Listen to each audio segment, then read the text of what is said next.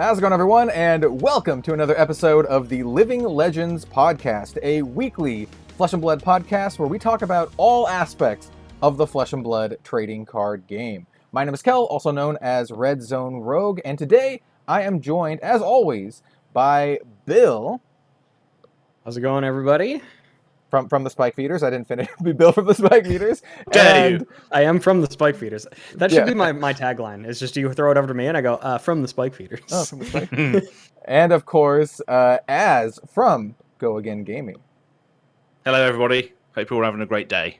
Yeah. Nice to be here yet again. And we're all in front of your faces this time as well, which is great. Yeah. So, for the audio listeners out there who aren't seeing this, we're actually going to be doing webcam footage stuff for the video versions.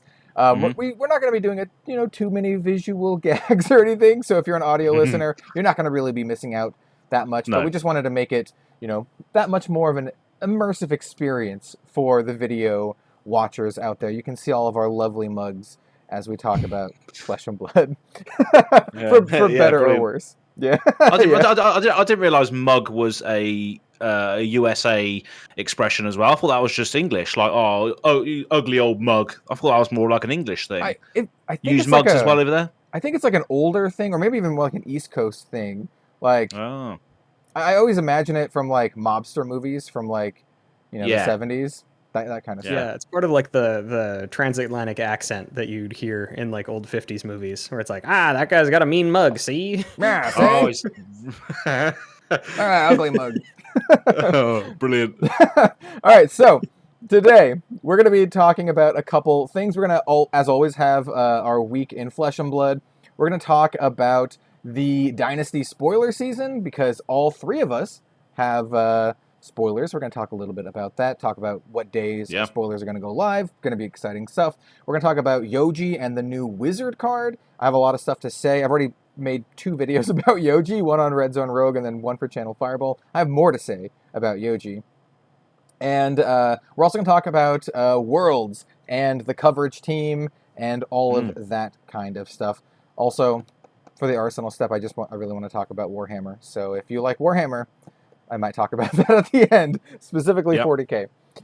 So yeah, that's going to be the docket today. It's going to be exciting. And let's kick it off with your week in Flesh and Blood. Would any of you gentlemen like to start? I can start. It's pretty short. It's pretty easy. But if any of y'all have an exciting one, we can do that too. Yeah, I mean, you're the host. You might as well go first. All right, let's do it. My week's pretty simple. It's a lot of normal stuff. So making content. I made a new Dash deck tech for Channel Fireball.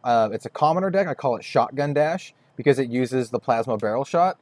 And I love it. Oh, yeah. The deck is awesome. You can have these really, really sweet turns where you need to load the plasma barrel shot beforehand, but it costs nothing to fire. You just have to remove the counter on it. So what you do is you load it up beforehand, and then you have a really big turn where you can boost 3 or 4 times, maybe 5 times if you're lucky, and you have a bunch of 0 costs, and you can crack your hardened cross strap, and just boost, and then shotgun blast for a ton. And hopefully, one of the other attacks that you do that turn is also, is it Overblast or Overpower? It's the one that attacks for 5 and then plus X, where X is the number of times you boosted this turn.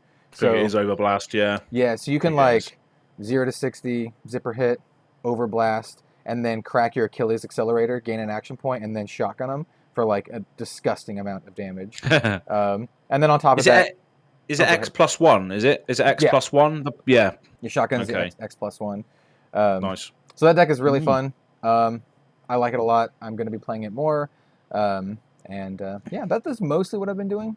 Just making decks and videos. What about let's toss it over to Az. How about you, Az?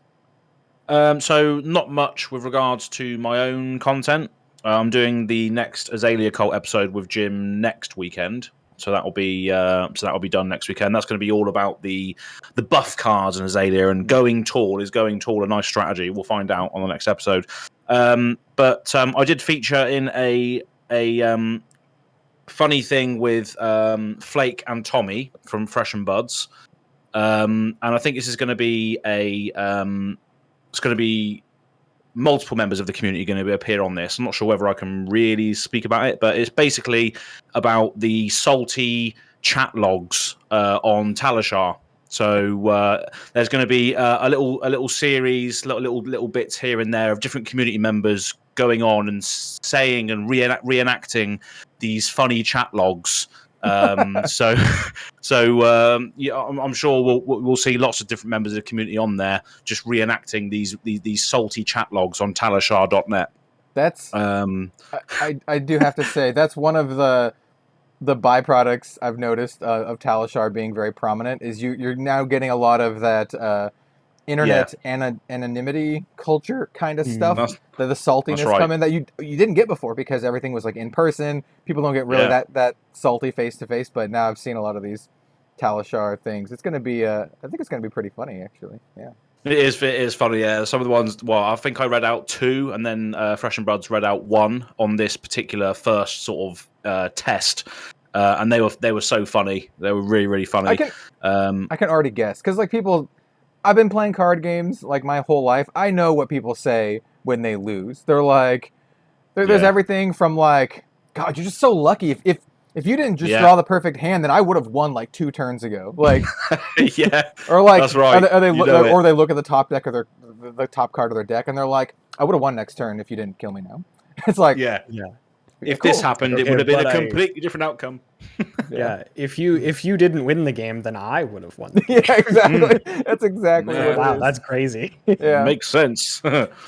So yeah, not really too much on my own stuff, but appearing in other people's stuff as always is always good fun.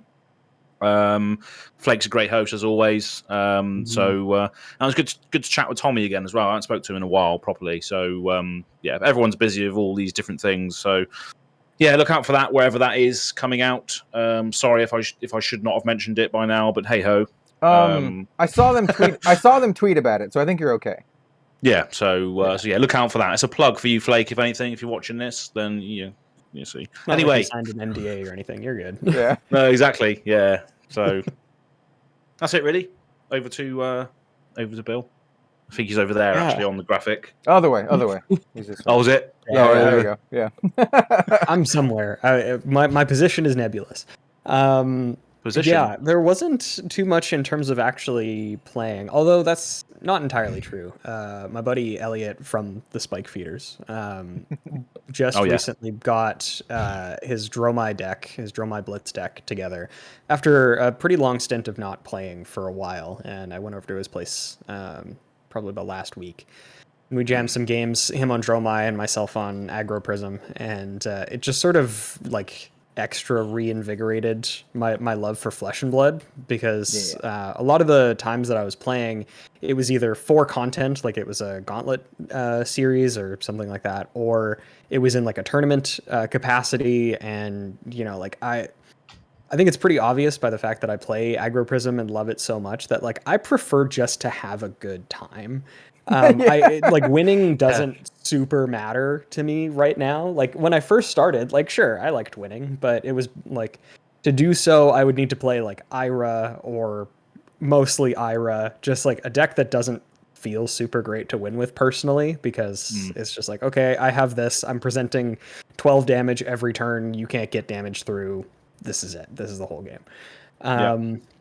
But yeah, so after playing that, I was like, man, I remember playing Lexi and how much I loved playing Lexi, so I should put Lexi back together. And so now I'm like kind of back on track, like back in the groove, and it feels pretty good. And then also speaking of Aggro Prism, this is something that I tweeted out recently, but I'm very excited about these pickups. But I picked up 3 nice upgrades for Prism herself. First of all, I have the Cold Foil Young version.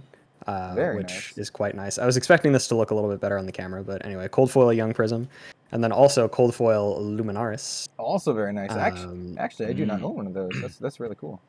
Yeah, I ended up getting these off of an eBay auction. I guess it was somebody who was really salty about the Prism ban. So I got those 2 plus an adult rainbow foil for like a pretty good price. I don't remember exactly how much it was, but it was a lot of the 3 of them, and they were pretty discounted. And then I also got these locally from a player, Dana from Fusion Gaming, but Cold Foil Phantasmal Footsteps. Also very nice. You can kind of see the feet there, but very, very pumped about those. Very excited to jam them alongside Transmogrify. Yeah, You love that deck, don't you? Yes. I do. I think Az and I can both relate to what you were saying as fans of Azalea and Ranger in general. We understand what it's like to just enjoy the game and not worry about winning because Exactly. I will say though, Dromai is like one of my current favorite heroes. I'm not sure if she's overtaken the Rangers yet, but I really love Dromai, and it's nice to have a favorite that's actually pretty good. Lexi's pretty good, and I know Azalea has won a skirmish, but Dromai's like in the top 4 or 5 heroes currently. So it's nice also to be pretty on the funny. winning side. Just again on the Prism thing, I was reminded. We had some people in the Spike Feeders Discord in the Flesh and Blood channel that were talking about the Nationals games that were going on. Oh yeah, and somebody commented that apparently there was a young Prism that at the time was 3-0 at New Zealand Nationals. I saw that. Yeah, I have updates on this because really, really good friend of mine, and I'd say friend of the Living Legends podcast, Ian Kenderdine, who is attending New Zealand Nationals, where this young Prism player is popping off, and currently I believe they are 7-2. Oh, wow! At Nationals, we were talking about it, and I was like, I bet the devs don't feel too great about this. That a young hero is like slamming their Nationals. Apparently, Ian was saying after talking to a lot of folks at the event that a lot of players were just like, oh, they're memeing it. They're just playing a young hero and then just trying to kill him as fast as possible. And then what they do is they turtle up, be as absolutely defensive as possible, and then get a couple Spectra auras out. And then by the time their opponent realizes it, they have an army of these Spectras, and they can't do anything about it, and then they lose. So it's like the ultimate case of like a bully like trying to pick on someone, and they're like, "Oh, I got you, kid," and they're like beating on him, and then that kid like blocks everything, and then just socks him right in the face, and the bully's like, "Oh, no one's ever hit me before," and then they run away crying. Like brilliant. That's what it's like. Yeah. I don't know how much legs it has, but it's kind of hilarious. It's so wild. But with that being said, obviously it's not anywhere close to what my deck is. But when somebody mentioned that, the immediate response was, is Bill there transmogrifying a yellow snatch? I love how it's a yellow snatch for the go again. Yellow a specifically. playable version of snatch. Come on. Yeah. It's so good. Wow. Yeah, and let's start talking about what we have coming. Let's talk about spoiler season stuff for Dynasty. So now we had Chris Bewley on the channel a few episodes ago. I believe we're up to episode 16, and Chris was on around 10 or 12. I should remember off the top of my head. But that's right. Now we have spoiler season. We have official confirmation that things are going down. It's going to be super interesting. I want to give a shout out, by the way, to kick this conversation off, to Fabrary, the website Fabrary. They've been compiling everyone's like preview times and making a spreadsheet of it, and it looks fantastic. So if you're watching this, folks at Fabrary, you guys are doing an absolutely fantastic job. I think it's awesome. You're showcasing everyone, where to find them, and then all of their, links to their social and that kind of stuff. So that's super cool. It's also great to see. So I recommend checking that out. It's good for the creators as well, that because they can reach out to people that are on the same day and organize like a chain of videos to come out at the same time. You know, it's a great tool really for everybody. So well done. Yeah, it's really cool. And as you can see, if you folks go look on there, there's some interesting stuff that's already happening. Like Good Buddy, this is the second shout out for this episode. DM Armada, he is going to be the only person, at least so far, previewing a card on October 30th. So very early. Yeah, so his is actually before the official preview season. The official preview season starts on the 31st, which is when my card is going to be previewed. It's going to be on October 31st. Halloween, baby. Yeah. Well, my favorite time of the year. It's pretty close to my birthday too. My birthday's on the 20th. Nice. Yeah, but I would be willing to wager that Steven has a pretty spicy card if his is the one that's kind of kicking everything off. I would bet money that it's going to be like a hero or a legendary or something like that. Like just a really important key thing to get everyone excited for spoiler season. So Makes sense. I have some other thoughts on my own spoiler card, but I don't want to say them because they might be breaking NDA, so I won't say them. But all I know is that the way the thing was worded, it's going to be a very spicy card. I'll just put it that way.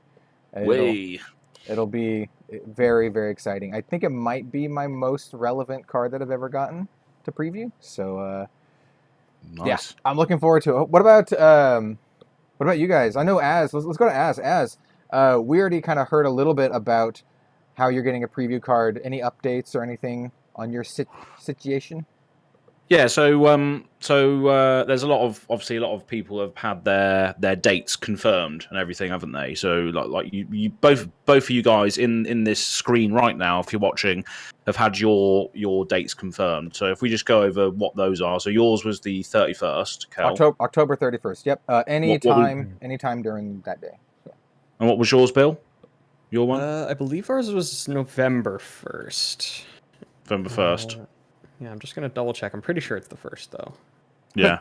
check February to see what it is. Check February quickly. Yeah. You can see everybody's. Just do that instead. Yeah, sorry, Tuesday, November 1st. Tuesday, November 1st. Yeah. Okay. Cool. Yep. So yeah, both of you guys have had specific dates, and a lot of people other people have had specific dates. Again, check February if you want to see the full roster so far. They obviously do a great job. But as we know, obviously, as the aforementioned Chris Bewley episode, it was confirmed on that episode that I would be getting something for the first time, which is a lovely old job.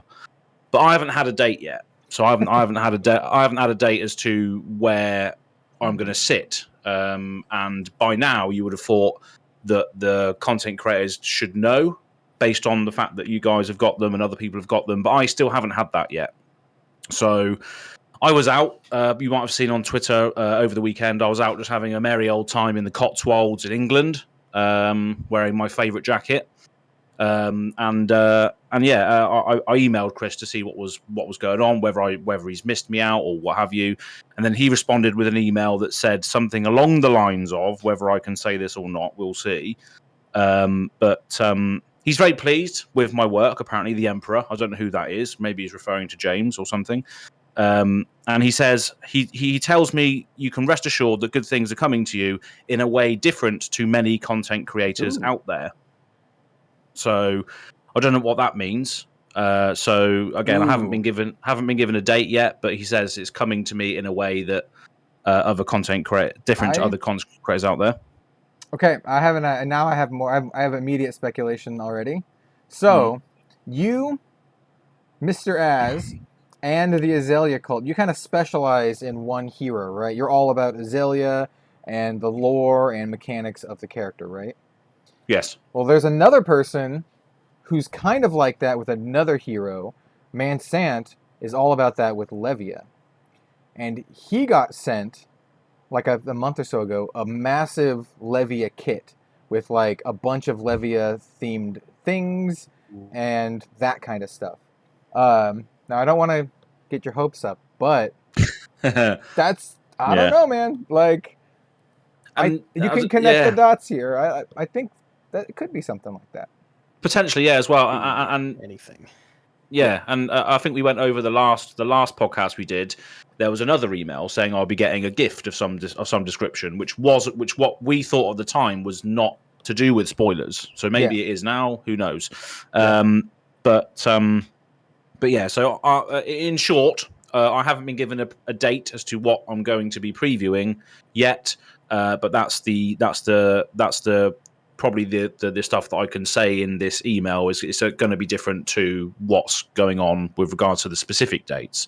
So we'll see. He did say that I'll find out in the next few weeks. So maybe we can speak about it more in the next episodes when we get there.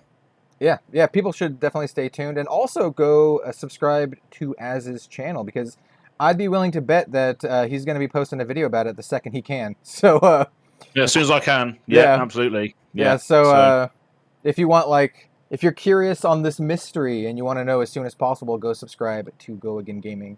If you're watching the video version, you can see his his little tag here at Go Again Gaming AZ, and you go follow him on Twitter, and I'm sure there's links to all this stuff there as well. Yeah. Thank you. Yeah, I don't do that enough, really. I don't really shout myself out too much. Maybe I should. but yeah. So that's it, really. That's spoiler season, yeah. So looking good. Can't wait. I think overall, I think it's going to be really exciting, because Chris was saying that they're doing different things this time for spoiler season, and I think it's showing already. With the thing that's going on with Azz, with I know a couple little tidbits that I can't really share yet, and of course we have Steven being the only one kicking it off on the 30th. I think we have some interesting things coming, so I'm really excited for spoiler season, more so than usual. I think it's going to be awesome, and I'm always really excited. So it's going to be a great time. Yeah. And really then of course excited for our card. Yeah. I think we all are. I think one of my favorite parts about spoiler season 2 is I like getting the card, obviously, and looking at the card and marveling over the new mechanics and speculating and stuff. It's great. But I also love seeing what all of my fellow content creators do with their cards and how they present their spoilers. It's always just just a great time to revel in Flesh and Blood. So it's just the camaraderie, isn't it? Yeah, it's so nice to just have an excuse to hype up your homies, where it's just oh man, your card is so sick, your reveal is so sick. Yeah. Or you're getting a reveal, I'm so happy for you. It's just such a nice time to just have unbounded positivity for things. There's a little behind the scenes kind of stuff, but a lot of the times when people do their spoilers, I'll message them. I'm like, oh, dude, your spoiler was really cool. I'll message DM Ramada Steven afterwards, or Bill and his brother Jim. I'll be like, oh, you guys your video is really good. So yeah, nice. It's a great time. All right. Another thing before we go into the next section is visual people. If you would have seen Bill's cat on his lap. so we might get some pet interaction in this video version, which is great. That's true. To get more clicks, There's exactly. There's a non-zero chance that my dog interrupts me at some point, so it'll happen. Potato. What's your cat's name? His name is Samhain. It's my girlfriend named him. His name is Gaelic for the time around Halloween, the sort of Halloween season. It's Samhin, Samhain. Oh, and it's nice. Cool. Or I guess it's Samhain, Halloween sort of thing. But I'm into it. Sweetheart. My name is Gaelic, actually, so that's true. I'm into it. For those of you who didn't know, my dog's name is Potato. She's a tiny little Chihuahua mix. We think she's like a Chiweenie, or a Chiweenie with maybe a Papillon, because she's got the little frilly ear thingies, or maybe a long-haired Chiweenie. Anyway, her name's Potato. Nice.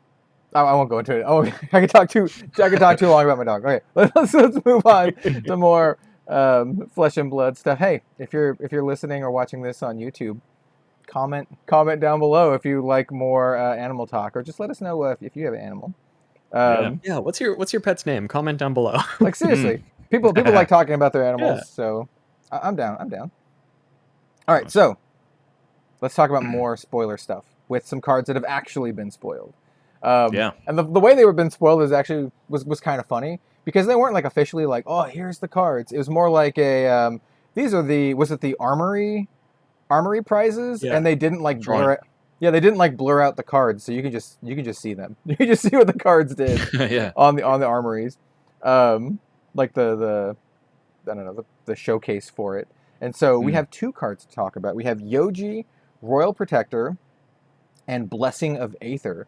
And I want to talk about Blessing of Aether first because I have way more to say about Yoji. Sounds good. So Blessing of Aether is, first of all, the art is beautiful. It's done by Soyame, one of my favorite Flesh and Blood artists, someone I get artist proofs from all the time, including I got artist proofs from Uprising. She did Coronet Peak and Heatwave. Nice. This is a wizard action aura, only blocks for 2, which is pretty good. A lot of wizard stuff blocks for 3, but this one only blocks for 2. It costs 1 to play. We're going to be talking about the red version of the card, but just know that it kind of scales down in damage as we go to yellow and blue. It says, at the start of your turn, destroy Blessing of Aether. Then, if the next card you play this turn has arcane damage effect, instead it deals that much damage plus 3. What I think is super interesting about this card is that it procs on your turn. So it actually actively incentivizes you to play stuff on your turn, which is not how Icelander and Kano exactly play right now. You can play stuff on your own turn, and sometimes they do, but their big turns are usually on your opponent's turn after your opponent has spent their resources, so they don't have as much, resources to prevent or to use for the arcane barrier. What do you guys think about this card? I think it's pretty good. Yeah, it compares to what's the other one that pumps stuff that was banned? Was it banned? Stir the Aether Winds. Yeah, Stir the Aether Winds was banned. Yeah, I think so. Yeah, so it's pretty much the same sort of vibe as that, isn't it? The red one of that says you may play your next non-attack action card this turn as over an instant, and if it has an effect that deals arcane damage, it instead deals that much arcane damage plus 3. It costs 2 to play. So it's similar effect. Obviously, it doesn't allow you to do instant speed stuff, but it just pumps up your next arcane damage plus 3. It's the same with this one. So you can do the forked lightning thing where you do 6 damage instead, or is it? It would be forked lightning does 2 base, so it would be just 5. It'd be 10 damage. Yeah, but you can stack things on top of it because this one is an aura, so it's just kind of sitting around and then pops at the beginning of your turn. So if this pops, and then you're able to, if you're able to play something and then instant speed a damage, dealing card, then you can do a lot of damage. So this is going to be really good, I think, for setting up damage. But I think in a way that's not degenerate because it's on your turn and not your opponent's turn, and thereby your opponent will have a full grip to actually use the cards in their hand to prevent the damage. I think that's where Wizard gets really scary, is their instant speed shenanigans, because it puts players in a situation where they, if the Wizard player is playing right, they don't have really a chance to interact. It's very non-interactive class. So I really like the design space from here. It's very subtle, but I think it's really smart. It's still pretty strong, but it does it in a way that doesn't feel bad, I think, at least to your opponent. Yeah, it's more telegraphed, isn't it? It's not like you're trying to block, like what you said there about non-interactivity. I'm playing against a few Kanos recently, and they kill you on your own turn, like after you've played out your lethal turn, when you've got no cards left in hand. That's when they crack the Storm Striders and off it goes. Here we go. We're gonna die. And that's what happens. No joke. So one of the people I play most in Flesh and Blood is DM Armada, and he loves Wizard. And every single time he kills me, which is about 50-50, honestly. We're at 50-50. Every single time he kills me, it's when I'm about to kill him on an attack. I have an attack on the board. It's sitting there. It's coming in for whatever. And it's like, okay, you're either going to kill me or I'm going to kill you. And then he just all right, let's go. Blah, blah, blah, blah. Wizardy stuff. Pretty much. And then he's like, okay, Aether Wildfire, guess I win. Aether Wildfire, Blazing Aether, you're dead. And I'm like, all right, cool. Good game. Sounds about right. And so I like the design space for this, for sure. I mean, the Wizard still has access to all of those shenanigans, but this is just another way you could potentially play it. I'm not sure whether it's going to be better or it could just be another way to play, like just giving you more options. I think I'm not a wizard player. Well, I like Icelander. I like Icelander a lot, but I'm not a Kano player, I should say. Yeah. And then for this card, like for Icelander, I don't know if I like it that much. At least for current Icelander. I mean, it does pump up the. There's a lot of Icelander cards that say if you're dealt damage by this card, you have to then pay 2 or discard a card or whatever. So there's a lot of those cards that then can benefit from this to pump through those on-hit effects, which are quite nasty. Like Aether Ice Vein, the one that forces your opponent to discard a card. That's really good. Yeah, it's horrible. But I don't know. I can see this maybe seeing play. We talked about the red version. Red version deals 3 damage or plus 3 damage. Yellow is 2 and blue is 1. I don't know. I think it's a well-designed card. The fact that it only blocks for 2 is also pretty good. Yeah. So, I don't know. I like it. I guess we'll see how it goes. If this is the design space we're seeing in Dynasty, it makes me even more excited to see what they have in store because, like I said, I think it's a very, very well-designed card. Yeah. And then the other card we're going to talk about is Yoji, Royal Protector. This is something that we predicted a couple weeks back. We were like, oh, this is probably Yoji. And it's like, yeah, it's Yoji. We also kind of predicted his class, sort of. So Yoji, Royal Protector, is a 4 intellect, 22 health, young guardian hero. Now, he's just a guardian hero. He's not a draconic guardian, but he is a guardian, and that's something we talked about a couple weeks ago. That I know that I was predicting it. I think you guys might have predicted it too. That he looks like a guardian. Turns out, he's a guardian. But he has a really, really interesting mechanic. For 3 resources, as a once per turn instant, the next time another target hero would be dealt damage this turn, instead that damage is dealt to Yoji and prevent 1 of that damage. So, this is obviously not a 1v1 card, right? You're not going to be like, I pulverize you for 14. Wait, I take the 14. Like, it's not going to be like that. I actually, hang on. I have something that somebody in our Discord sent. Yeah, I've seen this. Yeah. For everybody else, it's the Yoji OTK on yourself, and it's so red Towering Titan to buff your next Guardian attack by 10 into Pulverize, which has a base attack of 14, so it would have 24, and then you activate Yoji to redirect it to yourself and prevent 1 of the damage, but still take 23 and die. It's so good. It's so good. So obviously what this means is that outside of the meme cases where you OTK yourself, if someone did that to me, by the way, I would try to concede on the spot and give them the win because that's so good. That's so good. Like I don't care. You can just win. Yeah. That Yoji is obviously designed for multiplayer formats, right? Where you have allies, specifically multiplayer formats where you want to help people. So like, I immediately look at Yoji and I'm like, yeah, you can play him in UPF, in Ultimate Pit Fight. He would be a good like group hug style hero. You can play a lot of defensive stuff, maybe other group huggy items and shenanigans like that, and then just politic your way and hopefully you can get a win where you're like, hey, I'll take that hit for you if you attack so-and-so on the next turn or something akin to that. Yeah. Which I think is great. It's awesome design space. I love that they're designing for formats like this, but what I think it alludes to more is their player versus environment format that they've confirmed during the FAB 2.0 announcement. So this is not like speculation. Like we know PvE is coming, and James White has said that mid 2023, early 2023 at the earliest. What do you guys think about Yoji and all of his implications? I think there's more implications, but we'll get to that in a second. I like the fact that he sort of shows that,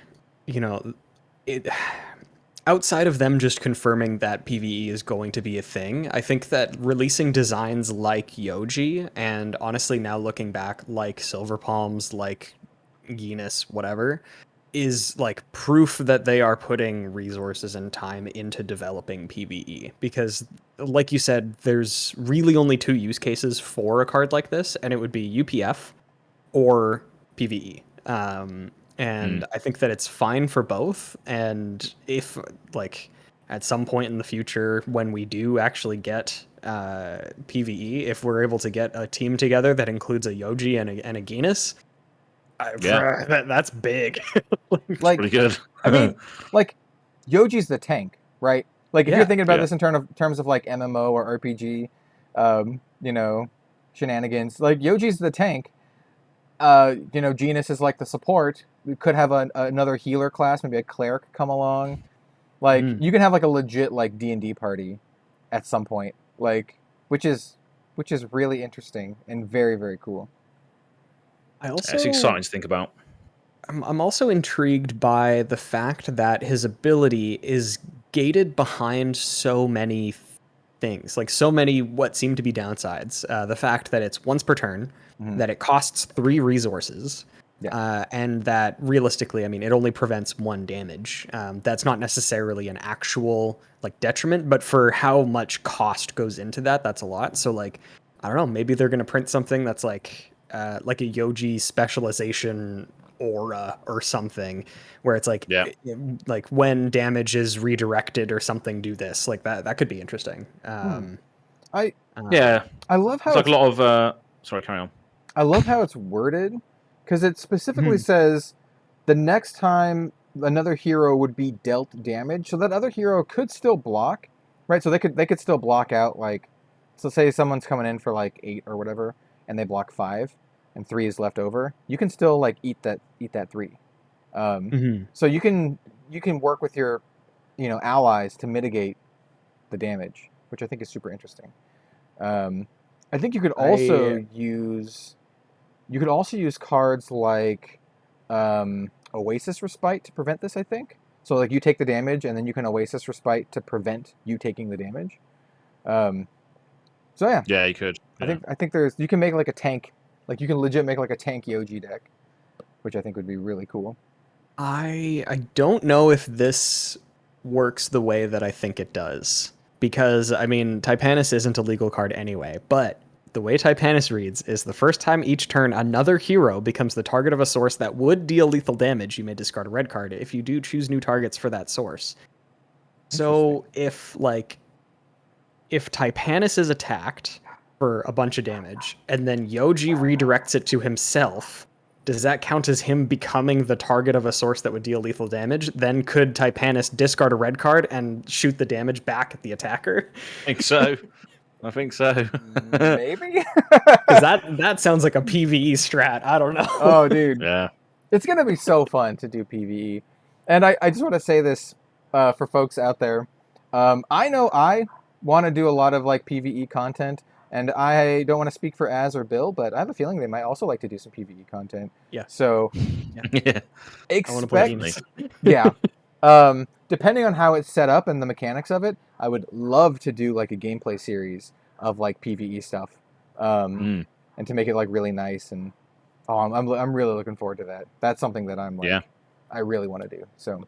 Yeah, I mean, I don't know. I haven't had much experience with. I know in your video recently, which you can go check out on YouTube, Red Zone Rogue, the World of Warcraft raid decks. I don't know how they work. Do they just play out of the box then, that you don't have to pilot, or how do you think this might work? So the raid decks are literally decks. So how it works is they work best with like 4 players, for example. So you'd have 1 player playing with the raid deck, actually piloting the raid deck, and then 3 other players playing against it, kind of like an arch enemy situation. But the raid deck is like super powerful, like very, very strong. What's really cool about the raid decks in general is that they used to come with a little loot pack, and so when you beat the raid boss, you would open up the loot pack, and then everyone would get the cool loot, like you beat a raid boss in an MMO. So yeah. I think it's really cool. The Ice Crown Citadel raid deck was a little bit different in that it came with all pre-constructed decks, so it was like a box set. So you had the Lich King raid deck, but you also had 3 like player decks pre-built for it. I think Flesh and Blood and LSS could do something more akin to like the like they just have like a box set that has an adventure or something. I think they said on the FAB 2.0 announcement that it's going to be more like a campaign. I can look it up too, but it was something akin to that. It was like they want it to be the premier casual format. They specifically said that, and they mentioned it being something like a campaign or an overarching thing, like an adventure. So I don't know how they're gonna do this. There is a game that does something similar called Dice Throne, where like you go around and have encounters on like a board kind of thing. Yeah. Which I think could be a possibility.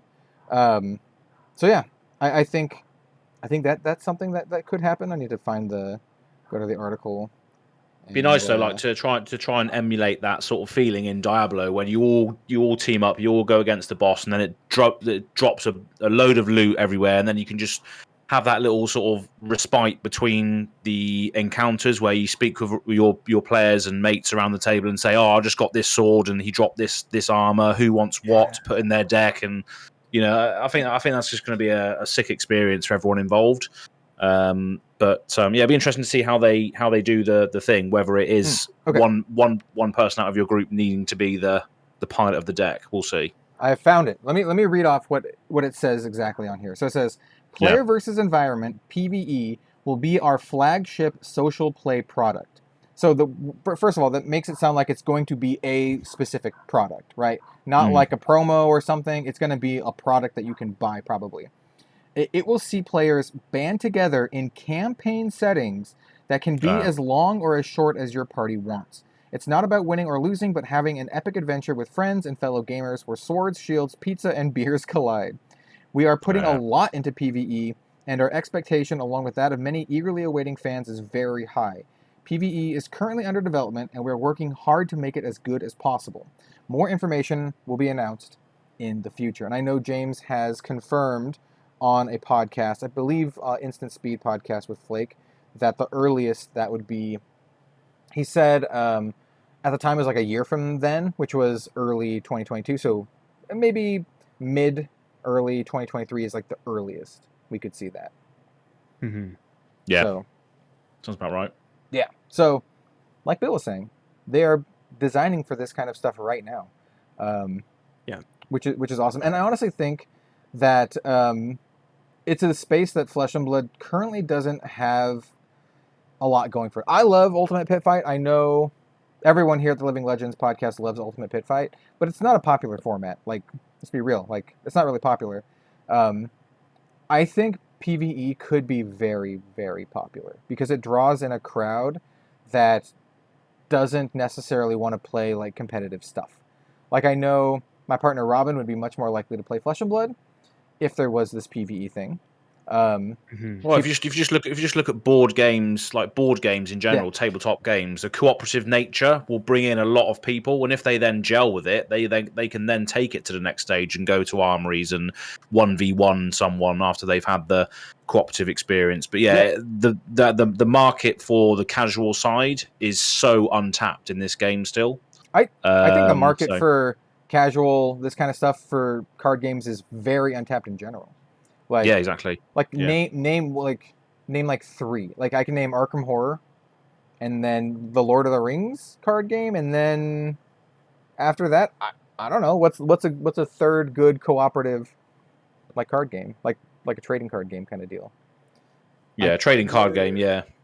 There was something in Magic for a very short period of time during the original Theros block where there was like a PvE. It was like Fight the Hydra, and that was the Hydra. Super cool. And they did it once. Like, Well, it's gonna be my like. Well, actually, they did something similar to that in M20 or Magic 2020 with Garrick. There's like a big there's a big Garrick chunky boy where you fought against Garrick. That's true, actually. Yeah, we called him Big Grunk. Yeah, I still have a Big Grunk because I was really into Magic at the time. You have a big what now? A big Grunk? Big old Grunk. Here, big old Grunk. Don't ask me about my Grunk. No. Yeah. It's big. I'm not even gonna. Big and green. Big greens. Summons some hairy monsters. Oh my goodness me. Anyway. Yeah. So the fact that it's it sounds like it's not just going to be that though. Like they want it to. It said campaign setting. I have a lot of hopes for this.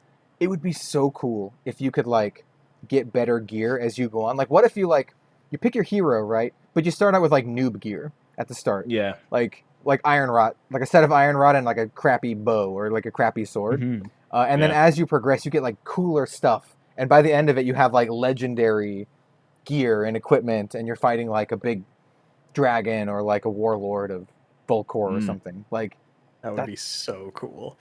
Yeah, I'm so into it. And there's like the Flesh and Blood lore is very untapped currently, and there's like all these regions. I could see like a ton of stuff for PvE. Like you can have a PvE set for each region of Wraith, or like you can have a PvE set that's like you know, delve into the monastery, and so you're like it's all about like you working your way through the monastery, and then possibly into the other world, trying to fight against the demons and Blasmafet or whatever. And all that stuff as well is already on the website. If you look at like the lore sections for each region, like the monsters and the creatures that you find in each area are already there. So all you have to do is put those creatures onto cards, and then we fight against them. Like the Char Bear, for instance, that Char Bear is in Volcor. It's going to be ridiculously hard to kill. Surely a Char Bear. It's gotta like burn you if you get too close to it, right? It's a Char Bear. Maybe it deals damage back to you whenever you hit it with a melee weapon or something. Yeah, and then it drops like a piece of like a fire gem that you then put into your sword, which then deals fire damage to your opponents. And oh my goodness me, fire hat, and it's just like a slice of the bear, a flank of bear, just slap it on your head.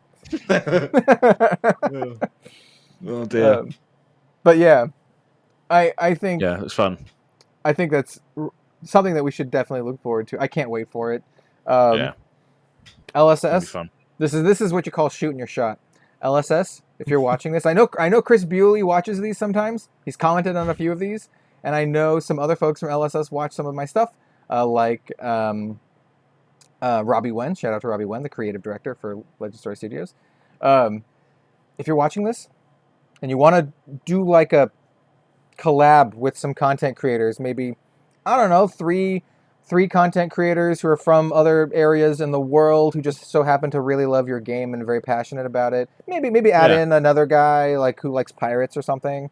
If only there were a group of people that matched that description even remotely. Maybe they'd love to do a very fun and entertaining promo for your PvE thing. Demonstration. Yeah. To get people hyped up because they're gonna love it. Probably no matter what. Yeah. So just saying, just putting that out there. I don't know. Let's throw it out there into the Aether. Okay. Give us your blessing. Now I want to talk about the other thing about Yoji that I want to talk about. So Yoji is a guardian, and you're like, okay, yeah, he's a guardian, right? Well, we know there's going to be a new class in Dynasty. Guardian is not a new class, so that automatically means we will have more heroes. So it's not just the Emperor and Yoji like some people were thinking. We will have more heroes in Dynasty, which is awesome. So, indeed, the hope copium for Assassin is still alive. Assassin could still be in the set. I still have my fingers crossed. If Assassin's in the set and they gave me an Assassin card, you're gonna hear me screaming from Oregon. Like Az is gonna hear it. He's gonna hear it all. Oh, there's Kel's spoiler card. Brilliant. Yeah, you hear me like, no way, just like, way. Yeah, exactly.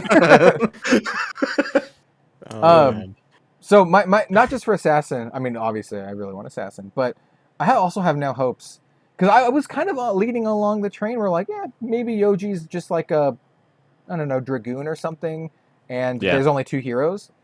Now I have hope that there's going to be a bunch of heroes, and I hope we have like Crucible of War levels stuff here. Like I hope we get like 5 or 6 heroes. Like I hope we just get an absolute truckload, and I hope we get a mix of heroes that are good for like multiplayer stuff as well as like competitive stuff. I think that'd be awesome, and like make everyone happy. So if you get like a brand new, I don't know, what's a hero that people like, Brute or Mechanologist hero that's like strong. Like if we get a brand new one of those, people are going to be really hyped. And if we get like, or like a ranger, a new like very strong ranger, I know a lot of Azalea fans would just be like, just make her Queen Azalea and make her overpowered as hell. Yes, please. 40 health blitz hero. Yeah. Can only play cards from Arsenal. Oh, well, you can do that anyway. Yeah. Yeah, really. Yeah. So yeah, really got a lot of hope for Dynasty. This is even more Dynasty hype. Yeah, pretty much. But like, you know, as we've seen and as we've discussed, they're expanding their game into different places, and the best way to do that is in these expansion sets, because they're just a bit, you know, more of good stuff across the entirety of their game. So if they're going to put in weird and wacky things, it's going to be in these sets, and it's good to see that Yoji is the first thing we've really seen. Apart from the Emperor, the next thing they've shown us is a funny hero that can only be played in the PvE or Ultimate Pit Fight casual stuff. Yeah, I still think there's going to be a card which says any damage dealt to you is instead dealt back to somebody else. So because Yoji's ability says you soak up the damage, but then you could just redirect it again, like similar to how Bill said about Taipanis. Maybe there's a card that Yoji has, maybe it's a specialization that says redirect it to somebody else, because that would work with his ability then. It's not as stupid as we first initially anticipated. Now that we know that Yoji is like a multiplayer hero, my thoughts about his weapon being a multiplayer weapon, like his big halberd hitting multiple things, is still alive. I really hope his halberd hits like multiple things. That would be so cool. Be really cool, yeah. Like you could maybe use it in constructed formats to kill dragons, or you can use it in PvE to attack like 2 monsters at the same time, which is super cool. Yeah. Or an UPF to attack 2 players at once and piss off 2 people instead of just 1. Oh, it makes so much sense though. Yeah. It really does. Like because obviously we spoke about it before, like Dynasty Warriors, the game where you attack multiple people at once with these big swords. It makes loads of sense to hit multiple targets. Yeah. So, yeah, definitely. Yeah. Lovely old job. Lovely old job. Lovely old. I'll tell you what. I'll tell you what wasn't a lovely old job though. This drink, I drank this. Oh yeah. Just during it, it's just like it smells like Red Bull, but it's just not. Oh, that sounds like a nice can. Yeah, it's this drink that's not as well. I mean, it might be better than what you drink. Would you say it's like a Red Bull? It's like a flat Red Bull, but a lot stronger. Oh, lovely. So I'm going to be up to like 2 a.m. tonight. Well, that's but yeah, that was sorry. I derailed the whole thing there. Sorry. No, it's good. Let's talk about another one of the topics here. We have Worlds. So an update on Worlds. The coverage team has been announced, and I am proud to say. Well, no, not really. I was gonna hype it up like I was on the coverage team. I'm not gonna be on the coverage team. And neither will DM Armada. Surprisingly, I really just assumed he was going to be on the team. Like for me, I felt like I was kind of like on the cusp of it. I was like, if they want like 5 people, though, they might ask me. I feel like I'm on the lower end of the thing because I'm not a professional player and I'm not like an industry veteran. Yeah. Like honestly, I think Flake, Tannen, and Brian Gottlieb are like slam dunks, and they're probably going to use those guys whenever they can because they're like industry professionals. And then there's like Steven and I who are like the YouTubers. We're like the YouTuber guys who are like the community knows us, but we don't have like the esports clout. And Steven has a little bit more experience than me. My whole experience casting is Flesh and Blood. Like I started with Flesh and Blood, and that's kind of been my whole casting path. Brendan Patrick is actually going to be on the coverage team for Worlds, which is cool. I know he has been gunning for it for a long time. I know he's been really wanting it. So, big congratulations to him. Personally, I'd be lying if I wasn't slightly bummed, but also at the same time, it means that Worlds for me is not going to be work. That means I can just all play, baby. Do whatever the hell I want. So Yeah. So what Az was saying before about like calling up Bill and then getting absolutely trashed, it might actually happen. It might actually happen. Yeah. Needs to be done. Brilliant. Oh my god. You don't have any responsibilities. I Right, don't exactly. like because I treat stuff like that very seriously. So when I am on the coverage team, I go to bed early, wake up early. I do a lot of research and prep, like to make sure I'm ready for the event because I want to put on a good show. For me personally, So well, it's a day's work, isn't it? Basically, so yeah, I want to be knowledgeable. My goal when I do casting is I want it to be entertaining for people because at the end of the day, for YouTube, I consider it entertainment. That's what it's supposed to be. People are here to have a good time or to be engaged in intellectual conversation. And my goal is for all of it just to be like entertaining and fun. But it is job, and I take it very seriously. So because I'm not on the coverage team, well then, let's have a good time. Yeah. So there's that. Pros and cons, eh? Yeah, and all the folks who can't make it out to Worlds, just know your coverage team is going to be excellent. All four of those guys I know are going to do an incredible job. So, I don't. Well, it's just the selections are, like you say, they're a lot more professionals. Have been ingrained in this job for a long time, and obviously Brendan Arsenal Pass, he definitely knows what he's talking about with regards to the meta and the matchups and the optimal lines of play. Whereas, that's a good choice for that sort of thing, information purposes. Yeah, and also there's a thing we always joke about sometimes, at least on the whole like coverage team and everything, is like. I don't want to get into specifics, but we always joke that unless you're like top 4 or winning a lot, that everyone working the weekend is going to be making more money than the players because they're working the weekend. So I see Brendan Patrick on there, and I'm like, he's sick of like losing, like scrubbing out in the top 8 and not making any money. So that's a thing. That's a thing. Makes sense. Players have the chance to get like big winnings and accolades, but all the folks just grinding it out. Not just the casters, but everyone working the event. They're working. So no, exactly. Yeah. But there is something to be said also though about the fact that when Pleasant Kenobi got his sort of spot on the channel for Leal, the casting for Leal. A lot of people were singing the praise of, it was refreshing to have a newer player or someone who's not as versed in the interactions on the casting, because it was a nice sort of refreshing experience rather than just all of these facts and figures about the meta and stuff. They were, Vince was asking questions about, well, why would you do this? Why would you do that? And then I think it was Romain, the French guy, Ave Ste was on there with him, and he was answering the questions and stuff. So I think that's a nice way of doing the casting as well, is having maybe a mix of people rather than just 4 blokes that know everything and all the interactions. Maybe it would be nice to have different characters in there every now and again, because we have had a few comments on Twitter and all that sort of stuff about diversity and having different characters and different flavors on there. So maybe they could look at that in the future. But because that could be more sort of inclusive as well. So we'll see what happens. But yeah, nonetheless, good team with regards to the knowledge.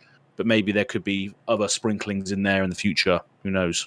Yeah, I mean, I think the thing with Vince is that he's really good at talking, and being charismatic. And I mean, I think that's what worked so well, is that he's able to present himself and be very entertaining, even if he knows nothing about it.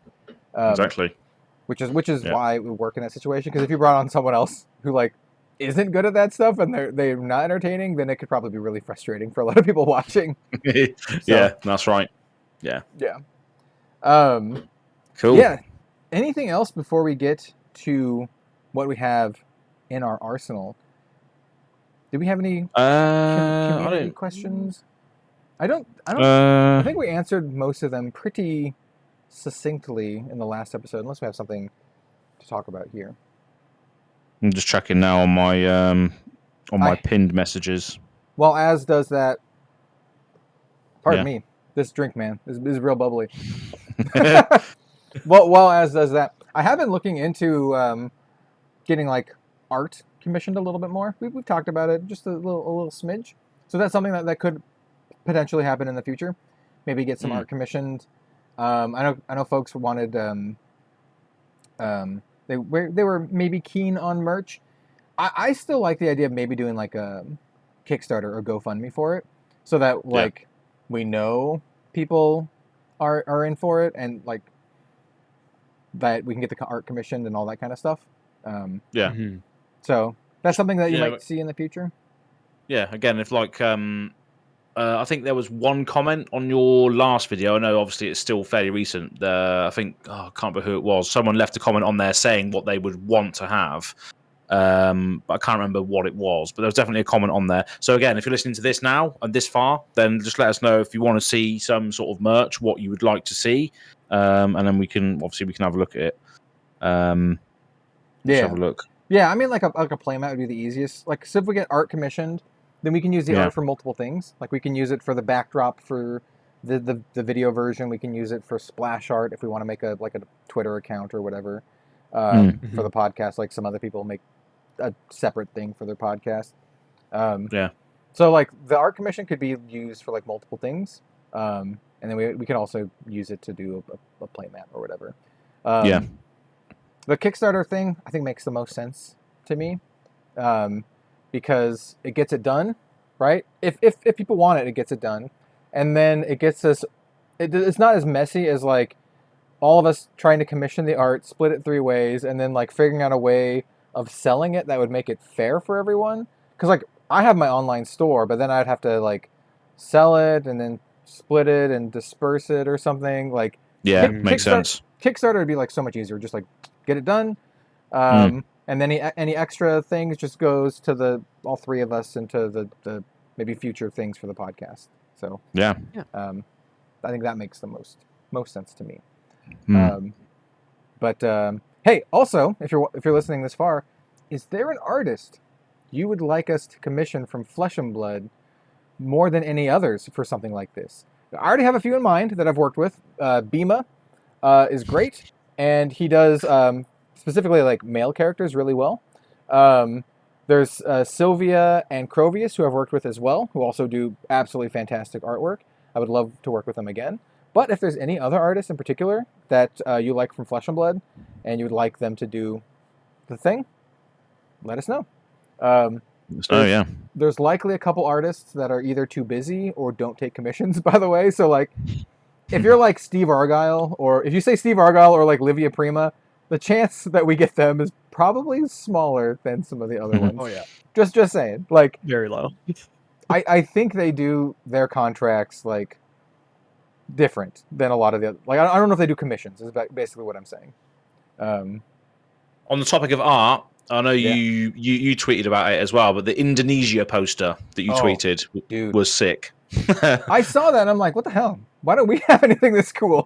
Like, yeah, it's awesome, right? Indonesia has like so I do gotta say, like, the 3 artists that I just named, Bima, Crovius, and Sylvia, they're all from Indonesia, I think. And Indonesia, I didn't really know much about it before getting into Flesh and Blood, other than, it was a place and where it is and everything. But, like, man, they have some incredible artists there. Like, they do indeed. I think it's an area of the world where it's, like, underrated for art, for sure. Yeah. And so, like, seeing the Indonesian nationals and the art for it, I'm like, of course they have amazing art for it. Because all these artists are coming out of Indonesia, and they're, like, so good. If you haven't seen it, it's on I posted about it on my Twitter. It's getting a decent amount of attention. It's like the Uprising heroes, Phi, Dromai, and Icelander, but they're like manga style. Not specifically anime, but manga, because it's like black and white, and it looks so good. I would totally buy a manga of like Flesh and Blood with these characters. Like, that'd be Windmill Slam. I would pre-order the whole series, man. Like, like. I don't know if that's something they want to do. Yeah. It's so good. I don't even know who the artist is. I wish I knew who the artist was, because I would tag them immediately. If you're listening to this and you somehow know who the artist is, let me know. Like, seriously, let me know, and I will like tag them, and then maybe talk to them about other future commissions, because I really like their art. If anybody shines a light on artists, it's this man below us on the screen. Yeah. I can't. It's expensive. I can't afford too much of it. But I do have a couple other art commissions coming in the future. Nice. I have one coming for Halloween and one coming for the like the winter season. They're both anime style. And then I'm going to be doing I guess we're getting into the Arsenal step territory here. Yeah. I also have one that I'm going to be working with one of my favorite anime artists, Honshu. That's going to be fantasy themed. So it's going to be like anime fantasy themed.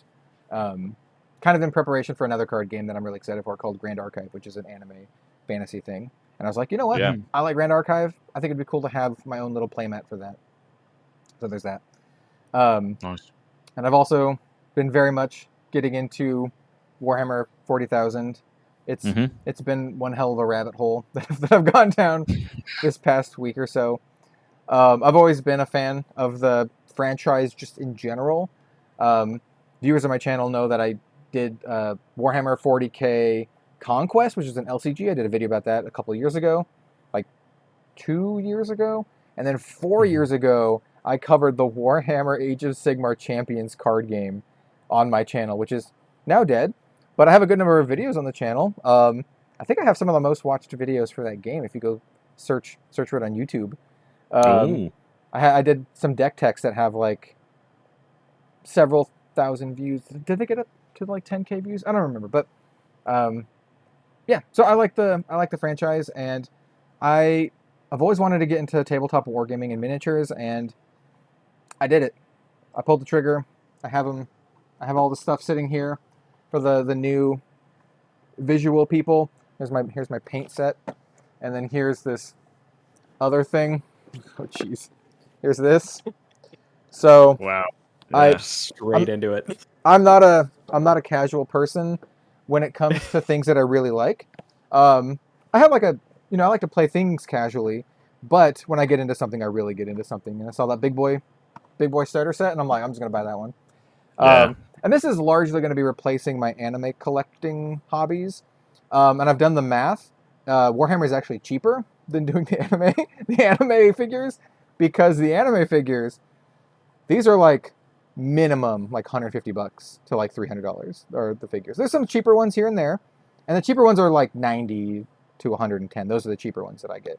So a whole Warhammer army, if I want to go like the bells and whistles, are like $400, $500, something like that. So it's like what? Yeah, not too bad, is it? 3 or 4 of these figures, and as you can see, if you're watching the video version, I think I have like 30 something figures. I have more that aren't here. You got a decent amount, that's for sure. So I'm gonna be like cutting back on this, and then doing the Warhammer thing instead. And I'm really excited for it.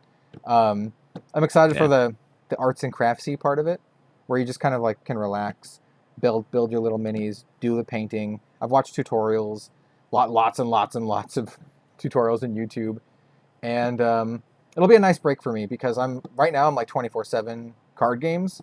Since I went full time with Red Zone Rogue, it's just been card games all the time. And so it'll be nice to have a little break and to just kind of like, step back from it.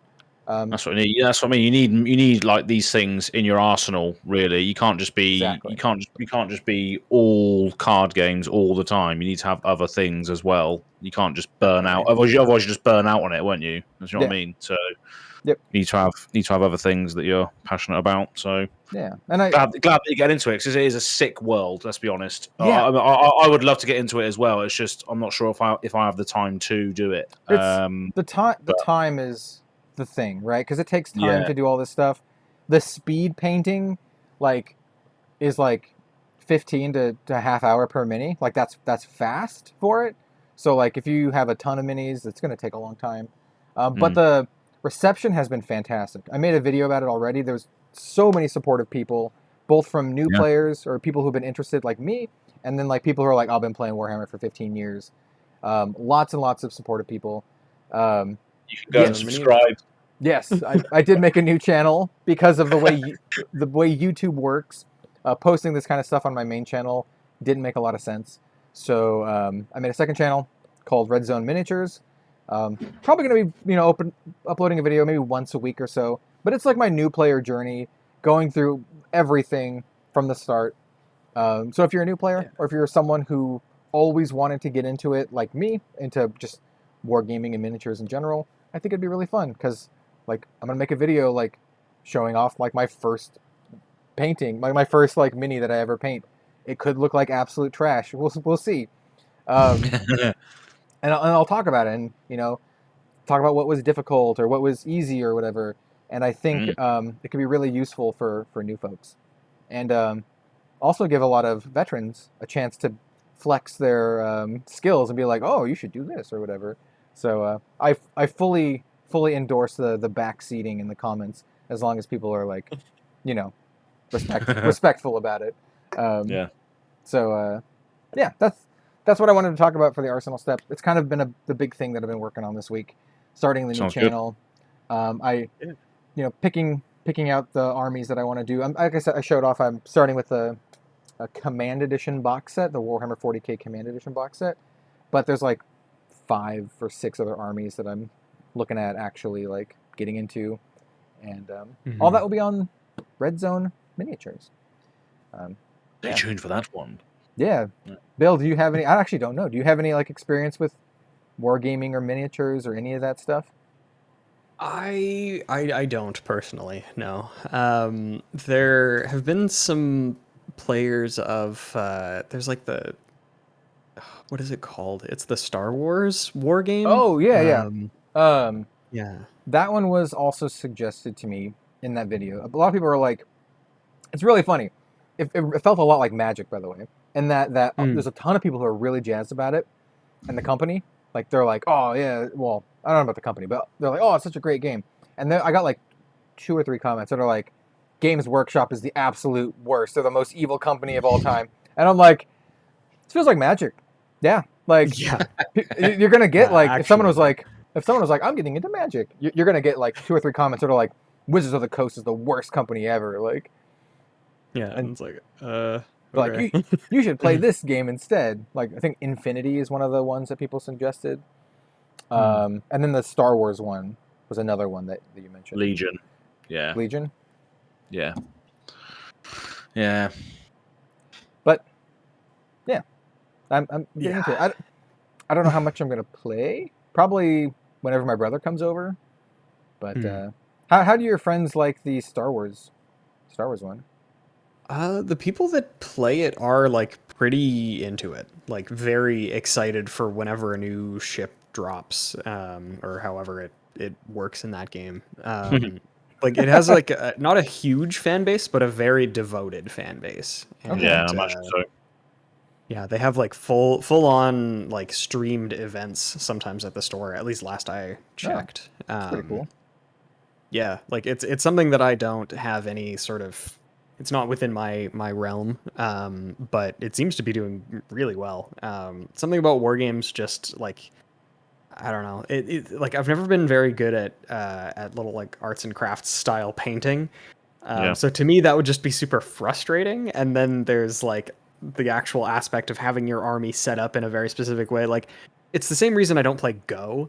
Or like chess or anything like that. Like, I know that it appeals to people because it is like a super strategic thing, but just not, it doesn't quite ring my bell. I think I'm gonna really enjoy playing it just because I really like games like Fire Emblem and XCOM, that kind of stuff. Yeah, where you move your dudes, attack something, see if it hits or not. Like, I feel like it's gonna be, and I've watched a lot of gameplay already. I've watched both actual 40k and then also Kill Team. I think I'd probably like Kill Team more, the mechanics of Kill Team more. But yeah, it looks fun. Yeah, I think you'll be able to have an amazing casual time with a game like that as well, because there's so many variables, like moving your units to a different location. Are they in cover? Are they not in cover? All of these variables that can then sort of dictate the outcome of a casual game. I think it's going to be a nice way to explore it. I think the competitive scene is very competitive. Yeah, I'm not getting it. I'm not getting it for the competitive stuff. No.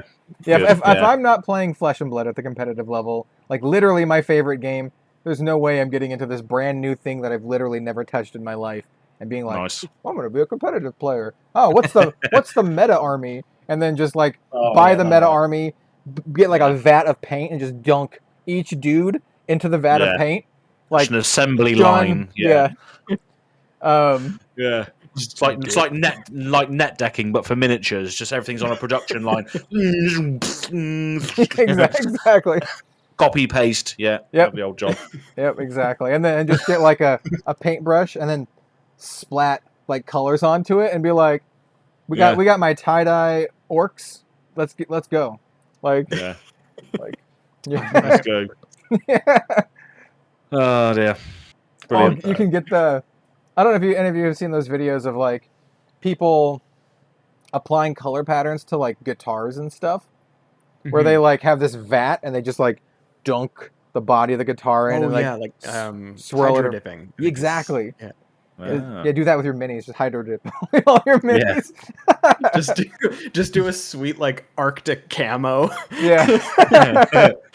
They'll be like, "Oh yeah, I'm gonna attack this guy," and you're like, "What guy? You can't see him." You can't see him. Yeah. It's like Arctic camo, but they're in like a big space station, so all the walls are like black and gray. Brilliant. Yeah. No, Arctic camo. Yeah, it's camo, but you can't see it. So yeah, that's what I've been getting into. Nice. Just kind of as a side thing. Awesome. It's like a little side thing, but yeah, I think that's going to do it for this episode of the Living Legends podcast. Thank you all so much for joining us for this episode, for the new format, for the video viewers out there, and the same excellence that the audio listeners have come to expect week to week. My name is Kel, also known as Red Zone Rogue. You can find me at Red Zone Rogue everywhere, youtube.com/Red Zone Rogue, twitter.com/Red Zone Rogue. Check out my new Red Zone Miniatures channel. It's got like 150 subs so far, which is not too bad. It's growing a little bit. Mm-hmm. And yeah, thanks for watching. Let's toss it off over to Bill. Go ahead and shill your stuff. Well, will do. I'm Bill from the Spike Feeders. You can find me on Twitter at BillTSF. You can also find me on YouTube under the channel Spike Feeders FAB. We do edited live gameplay content for Flesh and Blood. Usually it's Blitz. I think we have one Gauntlet series for CC, but mostly Blitz and mostly a good time. So feel free to go check it out if that sounds like something you'd be interested in. Bill's underselling it. It's not mostly a good time. It's always a good time. At this point, you're kind of biased, though. A little bit, but also I really enjoy watching them. So, well, thank you. Are we going to see the aggro prism on there soon? Are we? Yes, there is actually already a Gauntlet series. There is. Yeah. And I think the wrap-up was just posted this past week, I believe. So every time Bill says about his aggro prism, this is what he's referring to. So go and watch it. Yeah, it's a lot of fun. It's like, I don't know, the deck feels really cool, and a lot of the comments that I get from people is like, "Oh my god, you just attacked that man for like 16 and then still lost the game," and I'm like, "Yeah, but I had a great time." Absolutely. Oh, that hits me right in the Ranger feels. It's like playing my No Fuse Lexi, which is still pretty good, but it's like, I feel good. I just attacked them for like 22. Why did I lose? Yeah. Dear. Yeah. Brilliant. Yeah, you can't have the highs without the lows. Yeah, exactly. For sure. Yeah. Yeah. And Nice. last but not least, Azz, what's your spiel? Where can people find you? Yeah, so I'm Azz from Go Again Gaming. So you can go and find me on Go Again Gaming on YouTube. And as you can see on the little graphics as well, you can find me at Go Again Gaming AZ on Twitter. So they're all our Twitter tags, by the way. So you'll be able to type them in and go and have a look. But yeah, that's me really. So just loving life. Can't wait to go to San Jose. It's gonna be fun. Yeah. Go subscribe to Azz. Definitely. You're getting close to 1K, man. You're gonna do it. I think you can do it by the end of the year. What happened? 1K. Yeah.